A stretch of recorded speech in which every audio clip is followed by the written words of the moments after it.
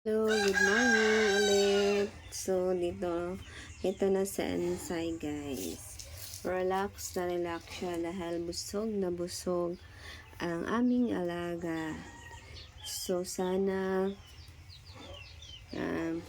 sana hindi natutulad ng dati yung pag-aalaga ko sa una at pangalawa kong inalaga ang inahin noon, 7 years ago. So, ang una ko kasing pag-aalaga, yung unang tangkal ko sa kabilang lote, yung lote ng kapatid ko noon, may naano ako doon ng isang maliit na tangkal ng baboy. So, hindi yun sa akin sarili, kundi nag-aalaga lang naman ako noon ng isang inahin. So, ang aking inahin, pinabulugan ko. Tapos, nanganak po siya ng 5. Native, may dugong native ba yun? O pure native siya. So, ang kanyang anak ay 5 lang. So, ang ginawa, hindi man yun akin, hati kami sa naging babies niya. At dahil maliliit ba ang anak ko, nahirapan ako sa pag-alaga, isinauli ko muna yung inahin. Kaya yung bahin namin, pinalaki ko at bininta din.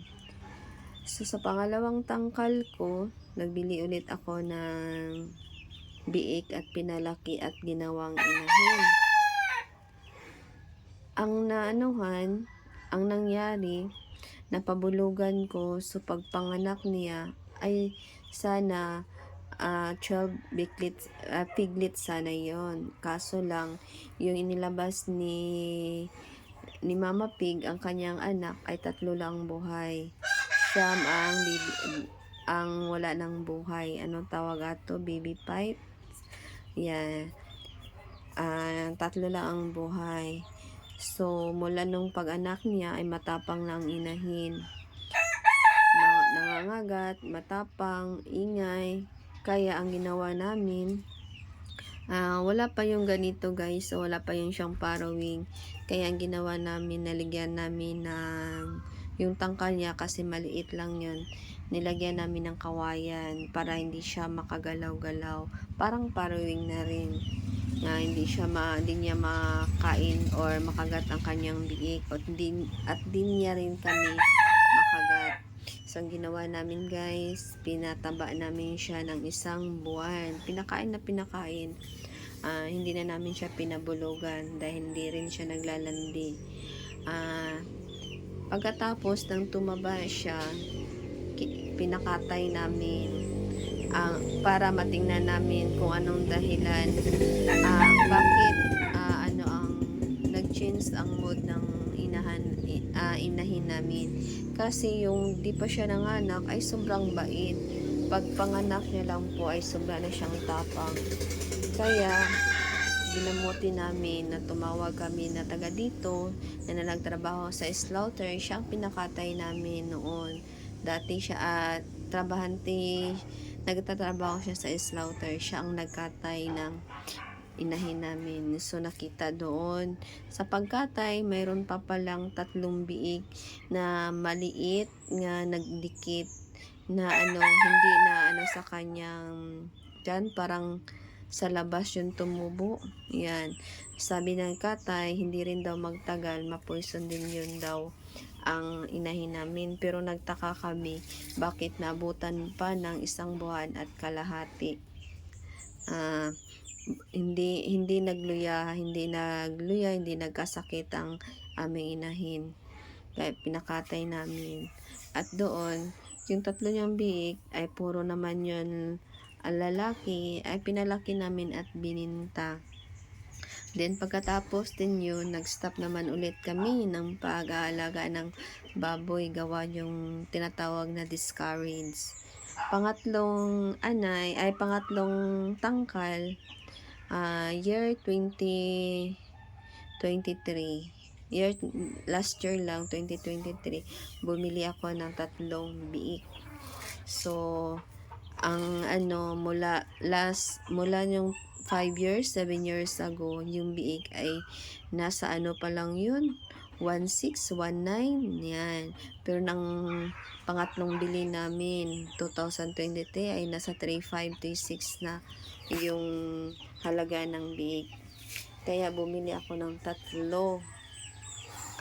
Ang dalawa pinakatay namin dahil sa paluwagan man yun, at nagletson po kami, bininta din namin dahil sa paluwagan din yun. May natitirang isa, ito si Ensay.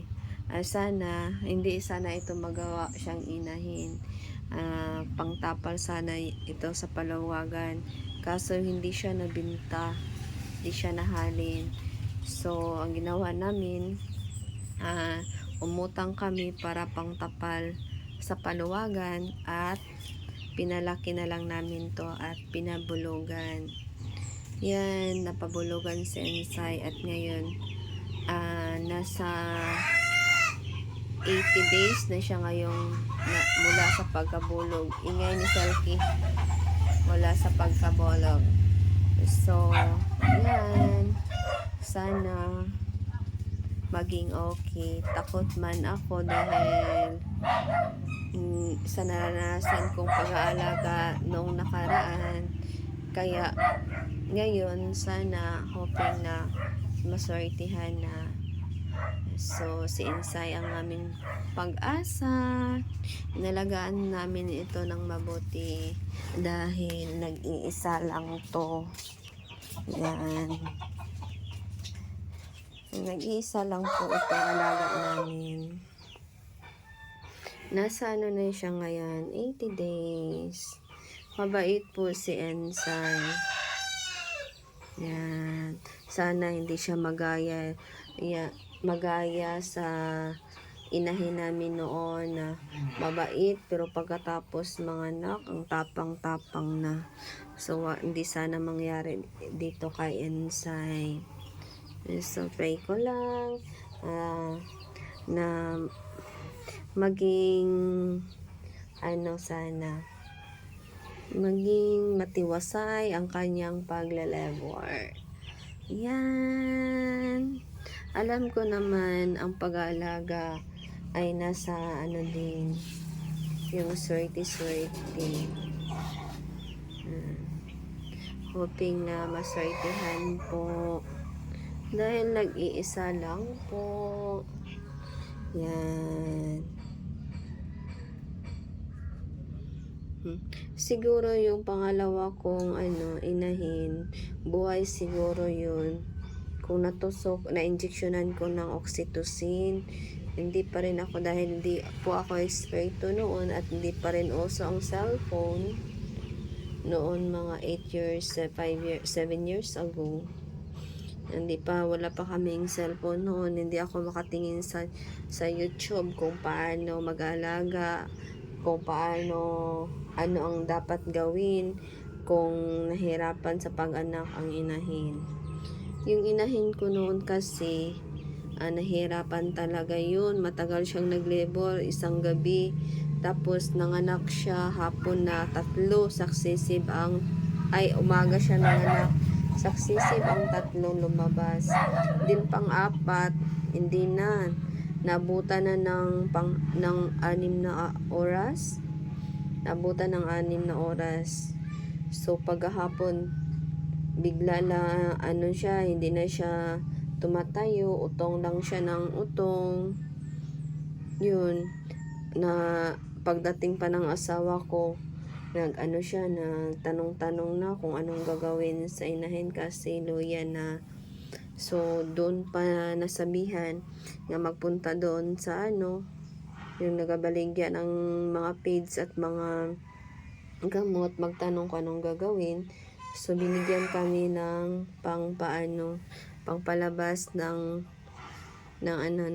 baby. So naglabas nga lahat, pero wala nang buhay ang mga pig. Sayang, ang lalaki pa naman. Yun, sana ngayon sana mangyari kay Insay. Ayun ang naalala ko, dahil marami akong naanuhan ngayon, yung kapatid niya kapatid ni Ensay, ay ganun din nangyari. Nag-baby pipes, mommy pipes, anong bang tawag noon? Yung naglabas, wala na, itim ang paglabas ng kanyang mga biik. So, isa lang ang buhay. Yung isa naman niyang kapatid, ay 5 lang din po. Dahil yun lang, yun din ang nangyari. Mommy pipes, mommy pipe, mommy pipe, di ko malito. So, yung sa kaibigan ko naman, isa lang din ang buhay. Dahil hindi rin niya na, di din ng parang matagal na dinukot ang biig sa tiyan. Na ano pa ng 8 oras bago dinukot. Inayaan kasi nila na ilabas lang ng normal ang biig. So, hindi nadukot. Yun, pag luya na ang inahin, saka pa sila na desisyon na dukutin. Yun ang wala nang buhay ang mga pig sa inahin nila. Isa lang ang buhay. Sana si Insay ay marunong mag-utong para hindi mahirapan. Naku, ang ingay talaga ng mga alagang manok. Dito na lang guys ang aking kwentong barangay. Nag-ano na si Insay. Sa 80 days niya, mayroon ng pumipintig. Mayroon na pong pumipintig na mga dito sa tiyan. Sa 80 days niya. Pero hindi pa masyadong malakas. Pero mayroon ng pumipintig. Ayan. Meron ng pumipintig sa 80 days ng pagbubuntis. Kahit mahina ang pintig pas, ka 80 days pa man, at least mararamdaman ko na healthy ang kanyang mga biig dyan sa kanyang sinapupunan. Dito na lang guys. Thank you for watching. Thank you sa pakikinig ng aking kwento, ng aking chika Marites. Thank you. Please like and share my video and subscribe my YouTube channel. And subscribe my video. Thank you guys. Thank you. And good morning. Always be kind.